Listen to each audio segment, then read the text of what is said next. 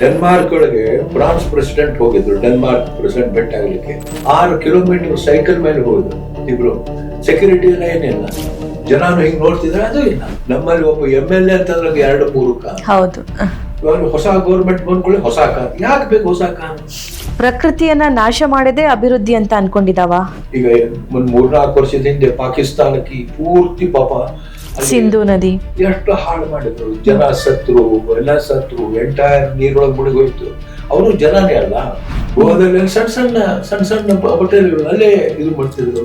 ಈಗ ಬಂದು ನಮ್ಮ ದೊಡ್ಡ ಈಗ ಟಾಟಾ ಹೋಟೆಲ್, IIT ಇಂಥವೆಲ್ಲ ಶುರು ಆಗಿದೆ. ಅಂದ್ರೆ ನೀವು ಹೇಳ್ತಾ ಇರೋದು ಆಧುನಿಕ ಕಾಲದ ಮನುಷ್ಯನಿಗೆ ಪ್ರಕೃತಿ ಜೊತೆ ಒಳ್ಳೆ ಸಂಬಂಧ ಇತ್ತು. ಖಂಡಿತವಾಗಿ ಬರೇ ಪೇಪರ್ಗೆ ಅಂತ ಹೇಳಿ ದೊಡ್ಡ ದೊಡ್ಡ ಗದಿಯವರು ಫ್ಯಾಕ್ಟ್ರಿ ಹಾಕಿ ತ್ಯಾಜ್ಯನೆಲ್ಲ ನದಿಯೊಳಗೆ ಬಿಟ್ರಿ, ಇವತ್ತು ಅದು ಬಂದ್ ಆಗ್ಬಿಡ್ತು.